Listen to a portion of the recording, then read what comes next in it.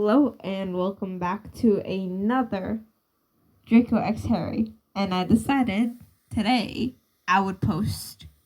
Today I would post two stories because why not? So today I will post Ida X Deku as well.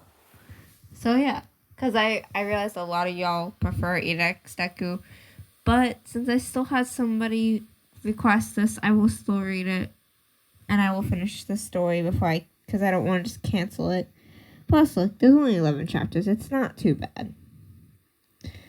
And yes, I do have my microphone today. Yay. Oh, hold on. Okay, yeah, I have my microphone today, so that's pretty good. Anyways, let's get to it. Swap. Chapter 4.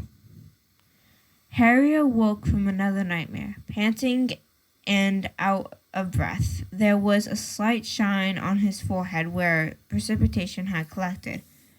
Harry sat up shaking slightly before realizing it was just a dream. "Are you all right, mate?" Ron questioned from where he stood on the other side of the room. "Since when did you start having nightmares again? I haven't seen you in that state since last year." Harry just shrugged it off and rolled out of bed. Harry walking over to his dresser, expecting the usual maroon and gold color scheme. Harry groaned when he found it was the Slytherin-style robes. "That's right, today I'm officially a Slytherin. Just great." After putting on his new robe, Harry turned around and saw his reflection, and for the first time that day, he looked normal. Sans the new robes. But one thing that stood out to him more than usual was his ever-present dark circles because of lack of sleep. "Mate, you need to get some more sleep. You'll die of exhaustion." Harry just shook it off, and after saying his goodbyes, he headed to Miguel's office. When he got there, all the students switching houses were there along with the house leaders. When Harry finally entered the room, he was met by a new head of Slytherin. The man motioned for Harry to follow him, then led him down multiple corridors and window staircase. "Just follow me this way, down here. Now." Here we are. They stepped at the bare stretch of hard stone wall, and Harry made sure to listen to the password as he began. It said, "Chaos." The Slytherin had said clearly, and the wall slid away, revealing a large and bold emblazoned door. "Well, go ahead and open it." Harry's stomach twisted in excitement and anticipation as he reached his hand out to the silver doorknob and twisted it. The door swung open, revealing the darkest, most green room he had ever seen. The stone walls on each side of the room were adorned in ancient carvings and tapestries, with the occasional moving painting. At the furthest end of the room was a huge fireplace surrounded by black leather couches. The whole atmosphere was overly dark, seeing as the room was underground, but there were dim green orbs floating in random spots around the room, lightening things up a little. Directly to Harry's left was a staircase that led to the mezzanine second floor, which presumably held dorm rooms of some sort. The air was unnaturally heavy, and that's when Harry noticed the wall on his right. The whole expanse of the wall was covered in a floor-to-ceiling window of thick glass, so Harry could see out to the dark lake behind the glass. Strange fish and creatures of all kinds swam past the glass barrier, visible in a dim light, deep underwater. Harry was bubbling with excitement as he ran up to the glass wall with a huge grin on his face. It was when Harry had his nose pressed up to the thick glass of the aquarium wall that he noticed that there was not a Slytherin in sight. Turning to the Slytherin head, he asked, "Why is no one awake yet?" Harry sounded curious, but he was actually relieved that he didn't have to face the judging stares and questioning looks of the Slytherins. "They're all still probably getting dressed. I'll show you to your dorm, then I'm sure you'll be fine from there." The mysterious Slytherin led Harry up the stairs and down to the very last dorm. The girls' dorms are downstairs, and I advise keeping away from them unless you want your head chopped off. Just yesterday, a boy was caught trying to peek at them getting changed, and I hear he's still in the infirmary now. Most of the pain would be mental, I'm guessing. The professor kept rambling on, but Harry wasn't listening. Harry leant on the railing and looked at the whole place from a higher angle. He noticed more stuff than he did when he was down there, like a group of beanbags huddled around a small table in the corner, and a row of desks in the corner by the door, facing outwards in vast expanse of the lake. Anyway, I'll let you get to it. This is the room you'll be staying in. The bathrooms are just down the hall, and everything you need is beside your bed. Breakfast is soon, and you'd better be quick." And with that, he left, leaving Harry staring at the large door in front of him. Well, I guess I should see who I'm rooming with. Harry reluctantly reached for his hand out towards the silver door handle. Before his hand even touched the handle, the door swung open and revealed flushed, panting Blaisdell. "Harry." "Oh, yeah." Blaisdell managed between breaths. He caught his breath before speaking again. "Harry, you'll be staying with us for a month, is that correct?" But Harry wasn't paying attention to Blaisdell. Instead, another figure caught his eye. A pale, musculed figure stood in the far corner of the room, back toward Harry. His gaze lingered, wondering who it is. There was only other person in the room after all. "Harry? Hello? Harry?" Yes, I am." That seemed to get the other guy's attention. He turned around, silver gray eyes staring straight into Harry's curiously. The scars that littered his back, chest, and sides were pink against his pale skin. Harry's breath caught in his throat. The person he was looking at was Malfoy. Harry questioned across the room, completely ignored Blaisdell. "What are you doing here, Potter?" Malfoy mumbled. He turned around. Blaisdell just sighed, already done with their nonsense. "Seriously, guys, can you just get over it already? Yeah, you were absolute assholes to each other for 7 years. You can stop arguing just for 1 month. At least try, okay? You'll drive me up the bloody walls."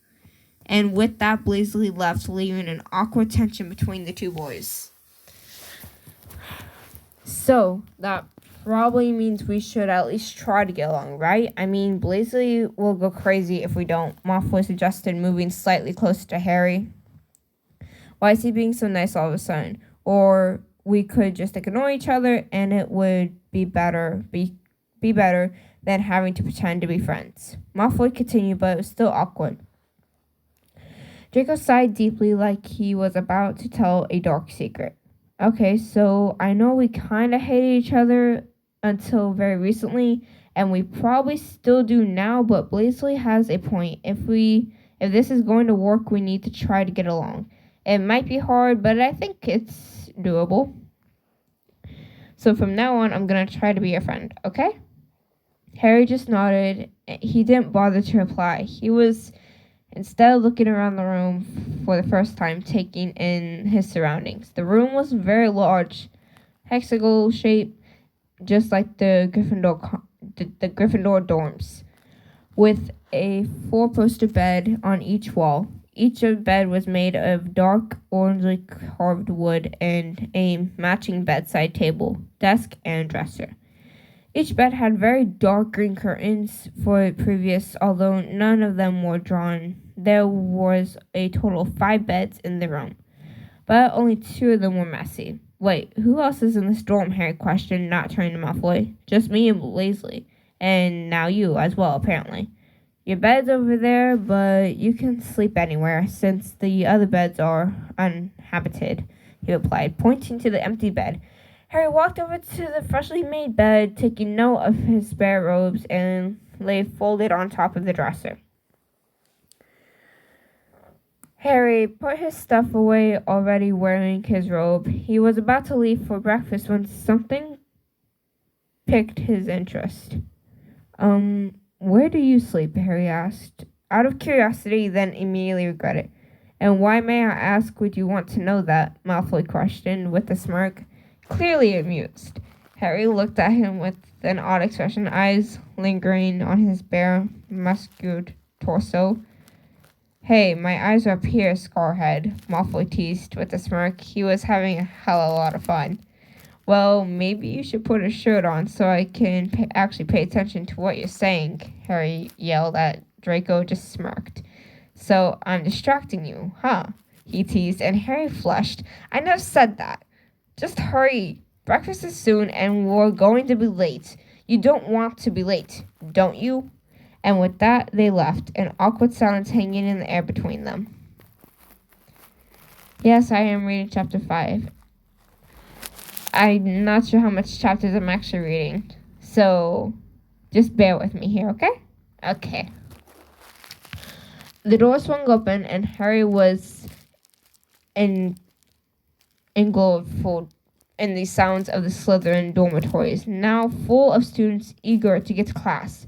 As soon as Harry and Draco stepped out the door, they felt the gaze of about 200 students latch onto them curiously. Harry Potter? What's he doing here? Oh, yeah. Goddamn Gryffindor. He's probably going to try to steal all of our Quidditch tactics, isn't he? Harry tried to ignore the stares, and Harry directed at him from around the common room. But it was hard considering the small whispers and snide remarks from the snake-like lips of those surrounding him. They're gonna kill me. Confusion spread across Harry's face when all the eyes were previously glued to him threateningly had suddenly averted their gaze. The whole common room had returned to how it was before, like he didn't exist. Why did they all suddenly stop staring at me? There was a warm breath of air at Harry's shoulder that scared the living daylights out of him. He turned around and was met with the face of a certain pale, shirtless blonde boy. Merlin, you scared me, Harry yelled, with the exhalation breath. The same awkward tension filling the air just like last time. Harry sent a playful glare in Draco's direction and turned back to the rest of the Slytherins around the room. They had all turned their focus back on getting to class, too intimidated by Draco to even comment at Harry's presence. So I guess he is the Prince of Slytherin after all. The long walk to the dining hall was filled with a defeating silence that left Harry alone with his thoughts plaguing his mind. Thoughts such as, why is he being so nice to me all of a sudden? I know he's been forgiven and everything, but it still seems kind of odd. When Harry got there, he instinctively walked over to a Gryffindor table, waving to his friends, their cheerfully expression mortified and to once dismayed. Harry was pulled away by none other than Draco Malfoy himself. Harry, you idiot. You're not in Gryffindor anymore. If you sit over there, you'll probably be getting in trouble. Draco hissed as he whisked Harry away to the Slytherin table and motioned for him to sit down next to a chatty Blaisely. Harry was confused but obliged and sat down anyway. Draco sat on the other side of Harry, so he was sandwiched between the two awkwardly. Blaisely acknowledged Harry's existence, but continued talking to the boy next to him, as did Draco. That's when Harry noticed everyone in the Great Hall was staring at him. Of course they would be staring at him. Why wouldn't they? He was the golden boy, the boy who lived twice, Gryffindor's angel, who turned to the dark side. He was a Slytherin now, and he was sitting right next to his old rival, as if they were now best friends. Harry directly gazed around the room as he picked at his food. But his gaze caught onto a familiar pair of big brown eyes that were across the Great Hall, and before he knew it, Jenny was marching over to him.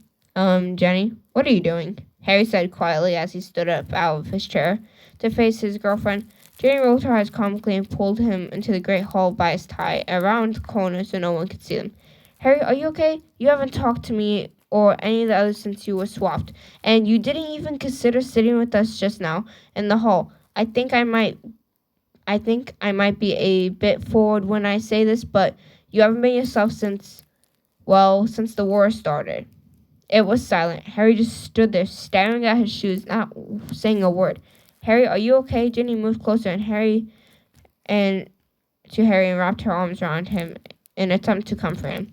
Harry rested his head on her shoulder as tears welled up in his eyes, threatening to spill out any moment. He shook his head. I don't know, Jenny. I don't know anything that's happening to me right now. I just feel so lost, like I don't know what to do. I'm not the same person I was a year ago, and I don't think I ever will be. I have nightmares every night, and even one mention of his name makes me shudder. And Harry rambled on, and Jenny listened, his tears spilling down his cheeks and damping her robe. All the secrets, thoughts, and emotions he kept bottled up inside him for the past 3 years gushed out of his mouth like waterfall. Jen finally let her embrace, stepped back, her hands resting on Harry's shoulders steady. Harry, you're not okay. I think you need to have a rest. Figure out what the hell is going on in your brain. Then we can fix it. But right now, I think we need to break up. You're obviously very frustrated right now, and I think you need to figure this out on your own. Harry just nodded, his eyes still filled with tears. Ginny gave him one last kiss before she turned and walked back towards the hall. Oh, and if you need anything, you can always talk to me. I'm still here. I still love you. And with that, she was gone. Chapter 6. The heavy door of the dorm of the 8th year boys of Slytherin swung open with a loud creak, revealing the dim-lit room of beds and bookcases. As soon as Jenny came back into the great hall without Harry, Draco knew something was up. And judging from Jenny's expression, that probably wasn't not a good thing. Before Draco could even comprehend what was happening, the door he had opened slammed shut aggressively, and it was clear the person in there didn't want to be seen. Draco sighed. Potter, get your heirs out of there and let me get my stuff. I'm going to be late for class, Draco demanded. There was no response. Harry Potter, you had better let me in. If you don't, I'll skin you alive, Draco bellowed louder. Getting impatient, there was a groan from the other side of the door. Then the shuffle of feet and the creak of the door opening. Harry poked his head through the gap of the door in the wall, his usually glistening green eyes dull and emotionless. Draco's expression seemed to morph from one of irritation to one of concern, but Harry didn't notice. He was already on his way back to his bed, completely disregarding the blonde boy in the doorway. Harry, are you okay? Draco asked, trying not to show his concern. Harry flopped down into his bed, sinking into the plush green bedspread, and his face was drained of color and expression, as if he had just seen a ghost. Which isn't strange at all in Hogwarts, but that's beside the point. Harry sighed heavily, gazing up at the ceiling as Draco began collecting his books and supplies for class. Jenny and I broke up, Harry blurted. Draco paused for a second, but continued as if he didn't care. Harry continued morsing, ignoring the steel gaze on him. She didn't even give a clear explanation, or at least not one I could understand. She just said I seemed really confused and frustrated after the war, and I needed some sort out my problems before everything can go back to normal. It doesn't make sense. She was so cryptic, and it's pissing me off. Draco just stood there, blinked, overwhelmed by the sheer amount of word vomit that just came from Harry's mouth. Man, you sure do have a lot of problems, Draco mumbled. As he searched for something in his bedside table, Harry just glared at him. Harry opened his mouth to speak when he felt a cold sensation on his hand. He froze, unsure of what it was. A chill progressed up Harry's arm as he slowly sat up, and chilling feeling winding around his forearm, between his shirt and outer robes. Harry, are you okay? Draco questioned, glancing in Harry's direction. Before his eyes widened in shock, running over to the other side of the room, Draco looked fearful, but also a bit relieved. Don't move, you might scare her, Draco cautioned, moving closer to an extremely confused Harry. Her? Malfoy? What the fuck is on my arm? Calm down, it's just a snake. A snake! Harry shrieked, earning a perplexed look from the blond boy who was now reaching for his arm. And once removed, Draco took Harry's arm and moved his hand up Harry's sleeve, removing the long, scaly creature that had caused Harry a slight frenzy. The dreaded creature wrapped itself around Draco's shoulder, and it calmed Harry down a little bit, seeing it was friendly.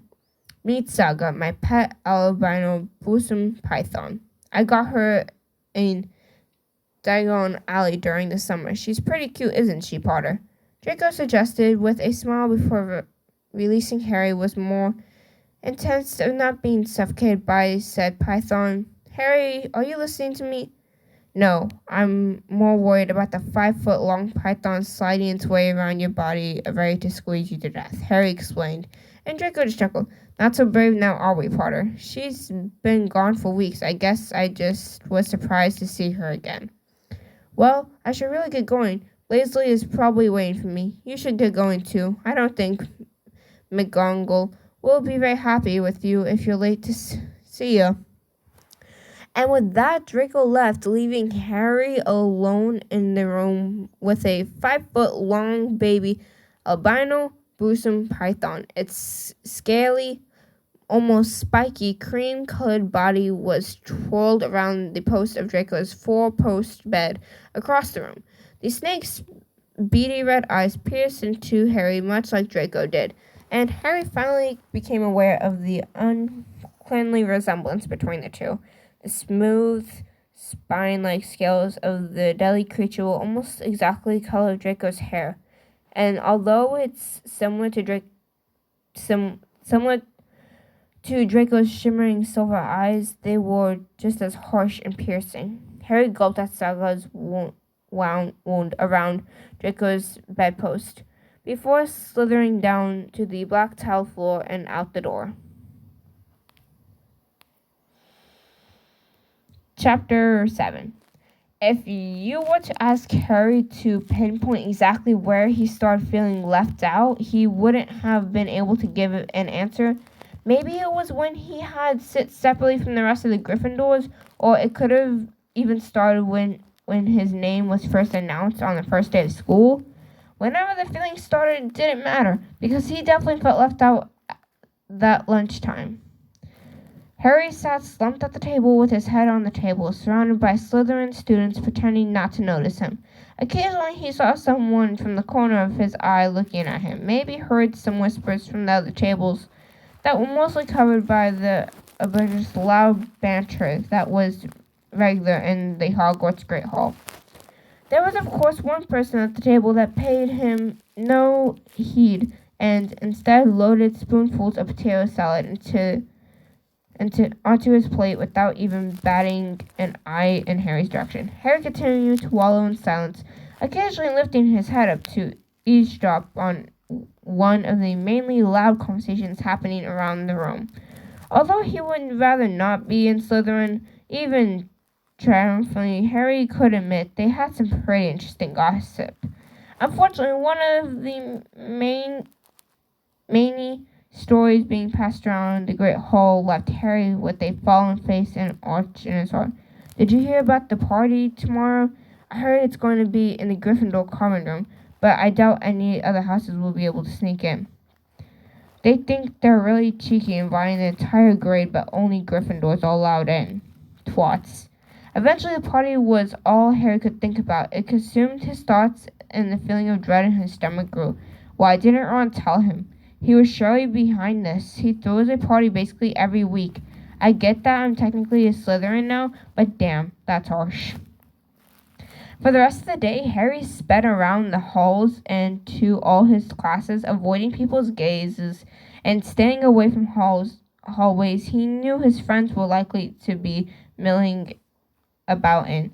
He didn't necessarily want to actively avoid them, but whenever he had caught them staring at him from across the Great Hall or the courtyard, the air went stiff and they avoided his gaze. It was as if they were ashamed to even be looking at him, or maybe Harry was just going crazy, which was equally as possible.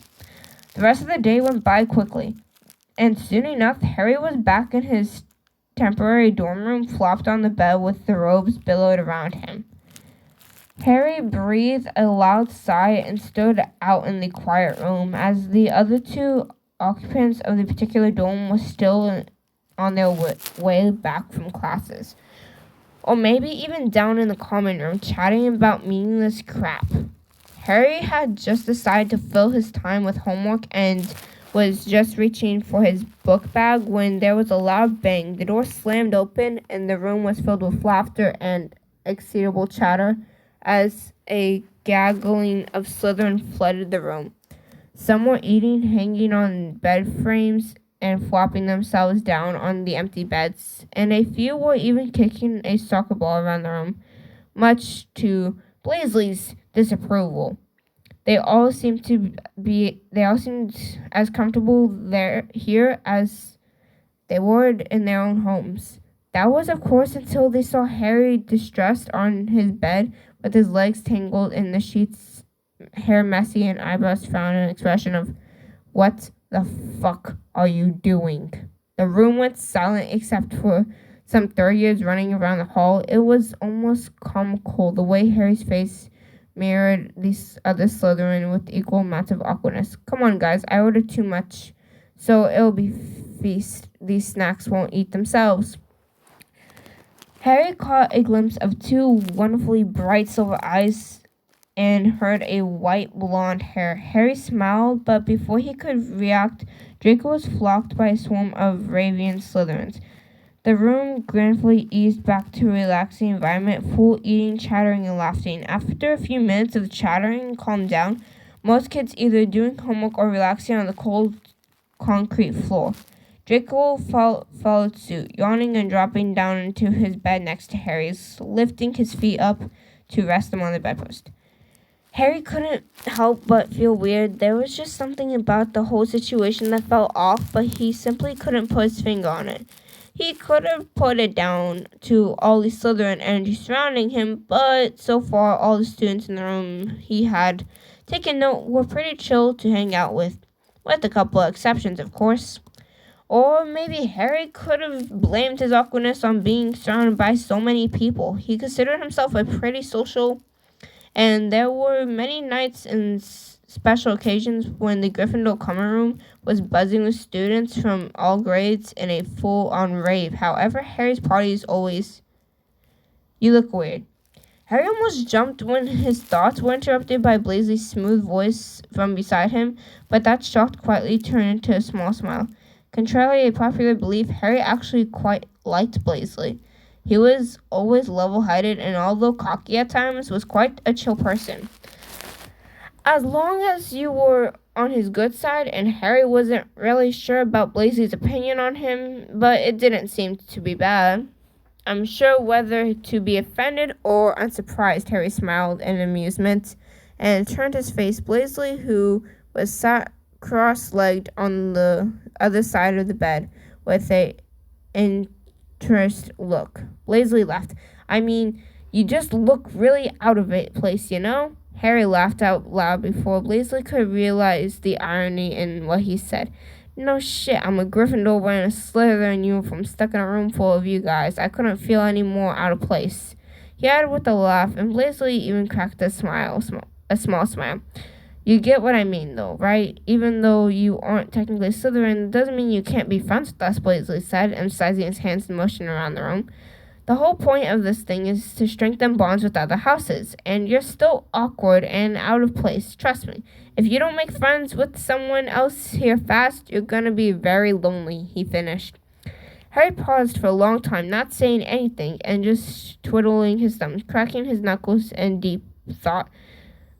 Contrary to belief, Harry didn't really have any problems with most of the Slytherins, and he could admit to himself that they would probably be really fun and to have a good drink with, and to get a bit knocked up, but he would never say it out loud. Anyways, Wesley told Henry Dongle, who told Draco, who told me to tell you that there's ways to sneak into the Gryffindor's party tomorrow night. Interested? Now that's definitely piqued Henry's interest. The party? I honestly didn't think I would get invited, Seeing I'm apparently a Slytherin now, Harry joked with Blaise chuckled. The common room's passwords were all changed immediately after the switch for security reasons, but somehow a couple of Hufflepuffs got hold of the Gryffindor password and are spreading it around for just the 8th years. Blaise sighed. Unfortunately, I can't go. Draco needs help with his homework that's due the day after. Poor bastard. Harry smiled and laid back on his bed, followed soon after by Blaise. The room was very quiet, and most people were in food comas or tired from studying.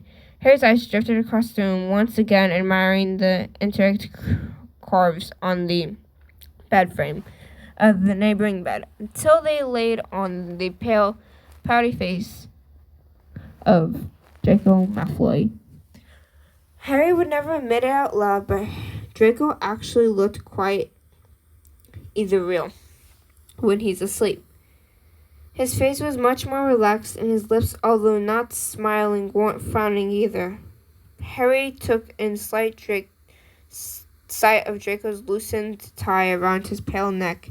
He gazed tiredly at the thin white shirt that was currently open and showing Draco's sharp collarbone. Is it just me, or is he kind of attractive? Blaise chuckled from behind him, and Harry's face flushed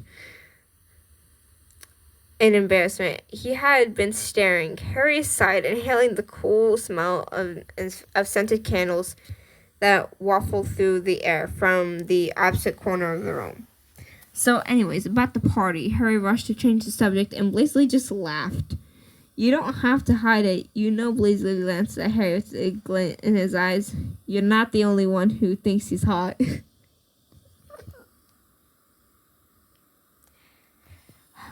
Harry choked on the air and started bug-eyed at Blaise. He just smirked and laid back on the bed, spreading his arms out and inhaling the smell of freshly washed sheets. Before Harry could ask any further questions, Blaise started talking. I've seen the way you look at him from across the Great Hall. You might not be aware of it, but there's definitely something there, lurking beneath all the pain and anguish you went through because of him. I'm not the most observant of all people, but this has been going on since third year. Gosh darn it. And as I form an admirer of Draco, I think that it's safer to be aware of your feelings before they start to form. You know? He's a dangerous fellow, Blaise blurted, rushing through his monologue without even thinking about his words. Harry just sat stunned silence, trying to desperately process everything that just came out of Blaise's mouth. Something about Draco and the way I look at him, hidden feelings, and did Blaise used to like Draco? Harry's confused cloud of thought went to by a loud yawn coming from the right, followed by his creak of the bed. To be more precise, the creak was Malfoy's bed as he sat up, stretching and blinking rapidly to wake himself up. Draco cast a stern look over to Potter, maintaining steady eyes contact with slight glint in his eyes. What the fuck? What the fuck? And then it happened. Draco's thin lips tugged upwards into a playful smirk. Holy shit. And you know what? I feel like I kind of want to read chapter 8. So yeah, we're going to read chapter 8. Wow, so much chapters. Okay, chapter 8. The rest of the evening was uneventful. The mass of students dawdled out and eventually went back to their own room, company until only the residents of that room were left. Harry skipped dinner and went to bed early, far too early to be considered normal for any teen, but Harry couldn't sleep. His mind raced through a slurry of foggy thoughts and messy emotions that never seemed to become clear in his mind. Harry's brain was rushing with garbled nonsense, moving both fast and slow at the same time, and sometimes not even moving at all. And that was how Harry stayed long into the night, still and silent, until a rough, slender hand brushed gently on Harry's shoulder and pulled him out of his haze. Harry turned around in bed, expecting to see maybe Blazely or that nightmarish snake on Draco's. Instead, he found himself just inches away from the man himself, staring right up at Draco's pale face. Draco's silver hair shone and flickered, his face shadowed by a lone candle on the other side of the room that Blazely insisted to be lit at all times. Can't sleep? Harry felt Draco's arm nudge at his own. I got something to show you, Draco whispered quietly as he made his way to the door, and Harry followed hesitantly. His sheets rustled as he pulled a fluffy green blanket off his bed and wrapped it around himself, dragging it along the floor with him. Draco moved softly down the steep, cascading staircase, stepping in a weird pattern as if to avoid certain parts of the stairs that were weak, so as not to upset it or make it creak. Draco made a point to tread lightly, although he was wearing socks, so it would have been pretty difficult to make a harsh noise anyways.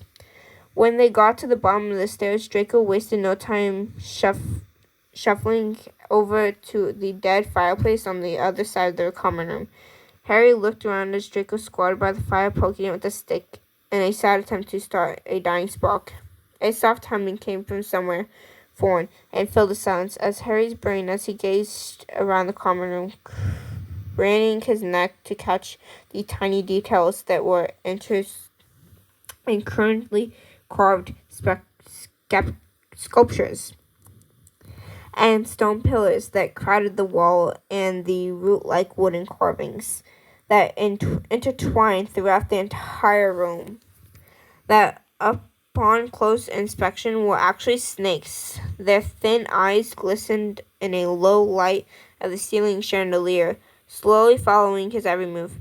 Harry was so distracted by the decor of the room, he barely noticed the low hum that grew louder with every change of note.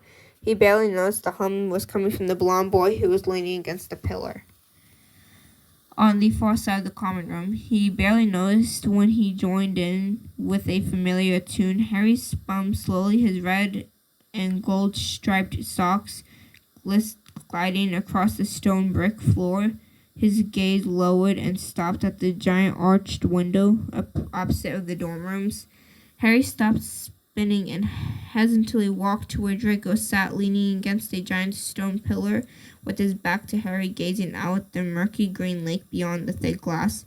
Harry sat down next to Draco, making sure to keep his distance. He still wasn't sure they stood in terms of friendship.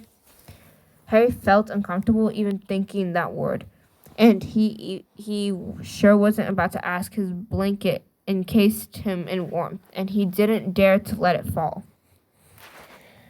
Harry could tell it was cold that night. His face tingled like ice, and his cheeks were stained pink. They both gazed through the glass at the seemingly bottomless lake, but the tension between them was so thick you could cut it with a knife. Harry turned to Draco and opened his mouth to say something, but he stopped himself. Draco shivered slightly, hugging his knees to his chest and rubbing his pale hands together to conceive warmth. Harry almost felt sorry for the boy. There was a part of him that felt compelled to be nice to the boy he hated his soul, to reach out with a warm hand and share his blanket. Almost. What did you want to show me? Harry's voice was quiet and persistent, not letting his words linger for too long. He didn't want to give Draco the wrong impression, and he definitely didn't want him to think he was trying to be friends. Draco shut his gaze into the void, then laid behind the glass. Slightly, he took his wand out from his pocket and whispered, "Luminous." The end of the wand lit up instant to cast an eerie glow across the room that made their faces look pale, almost ghost-like. He slightly held it up towards the glass, and a light bouncing off the glass and reflecting through, illuminating the water in a ghoulish glow. Harry's eyes widened in fascination, his brain swirling with intertwining, and his eyes stared into the raving abyss in front of him. Tentacles swirled in an inky cloud above them, the product of giant squid, roughly twice as tall as one of the telephone poles outside Harry's old house that soared away into the depths of the lake. As the ink slowly cleared, the blurry shadow swept past the glass and quickly moved to the opposite direction of the squid. A school of fish. With next where the mermaids, their wails sent shivers down Harry's spine, drowned out the depths of the lake. His eyes searched the greenish mass, looking for the giant of scales or the swish of a spiny tail through. I've always been jealous of you. Harry turned his head around swiftly, Draco's voice echoing around his head. His thoughts whirled, confused and surprised. A simple sentence. Jealous? Who in the world was jealous of Harry Potter? Draco must have seen Harry's brown frown because he hurried followed him. Not jealous of the Death Eaters and angry Dark Lord trying to kill you, obviously. I was jealous of your fame and your friends and your opportunities and the way everyone respects you. Draco's voice was quiet and hesitant, and he avoided eye contact. He ran a slender hand through his hair and stopped midway, leaning an elbow to his knees. Damn, the quiet, bold statement from the king of Slytherins, Harry teased with a grin. Draco glared from under his hand, but he couldn't help but smile. No, dude, I get it. I guess it's pretty cool being famous enough to get freebies at Honeydukes and all the young years looking up to you. But sometimes I just feel overwhelmed, you know? Harry fiddled the hem of his shirt. Draco had not resumed humming his little tune. Anyways, I'm not gonna fall asleep for a while. Harry stood up quickly, grinding down the pale blue below. You wanna go somewhere?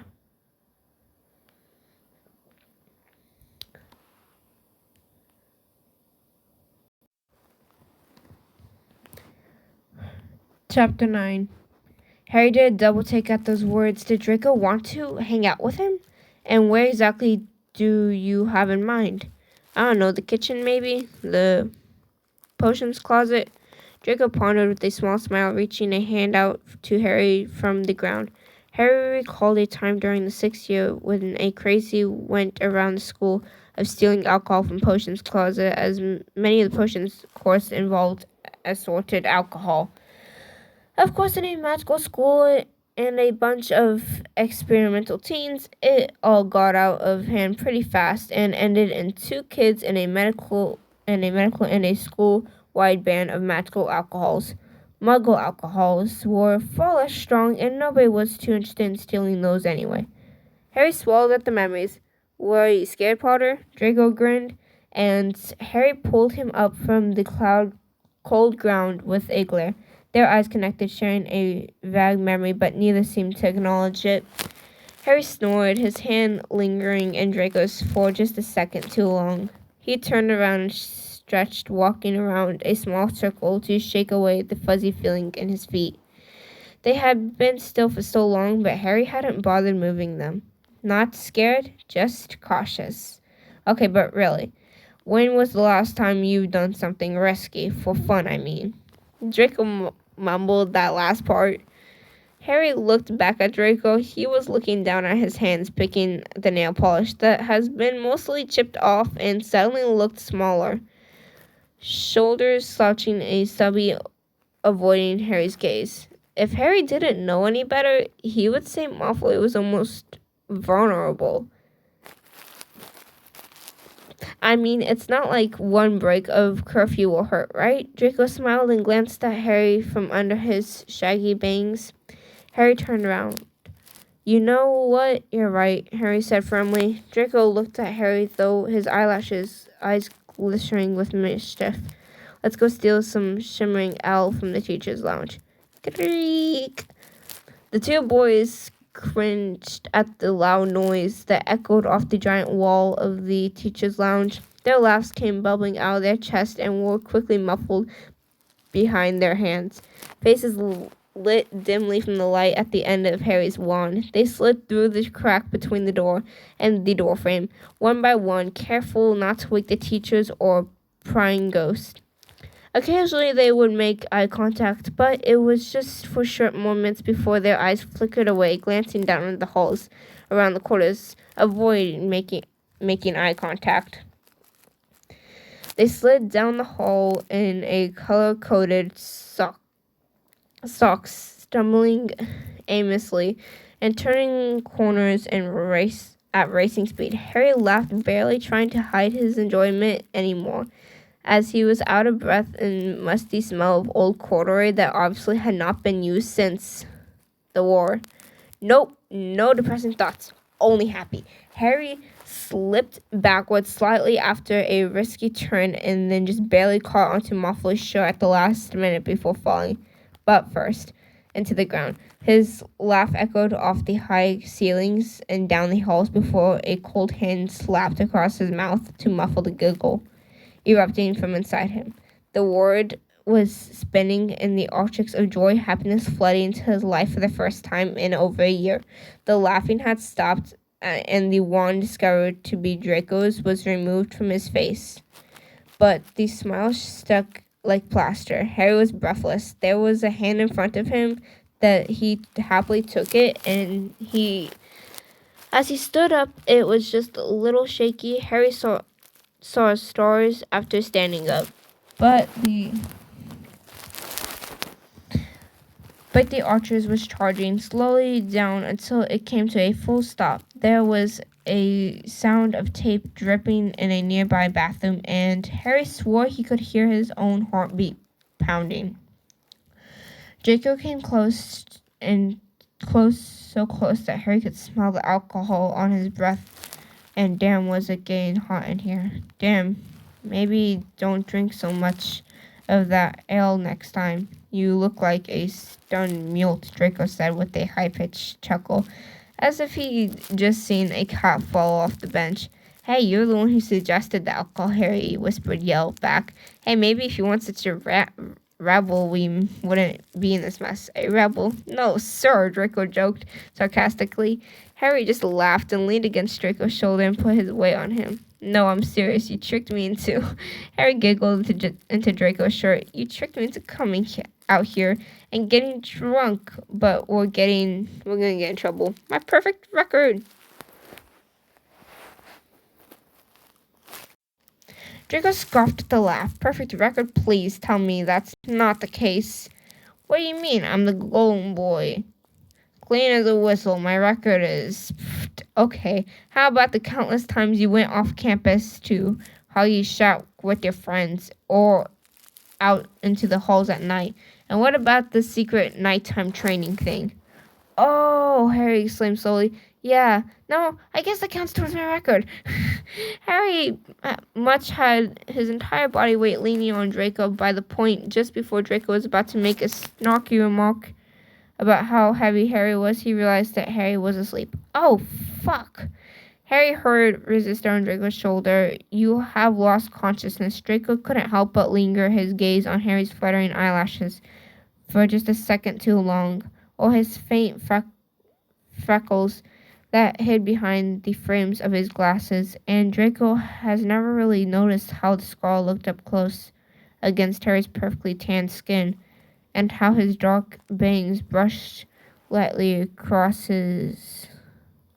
Nope, that's weird. Draco sighed and stretched his arms fully around Harry's shoulder, easily reaching down to his other arm to grab Harry's leg, to carry him bridal style, all the way back to the dorm.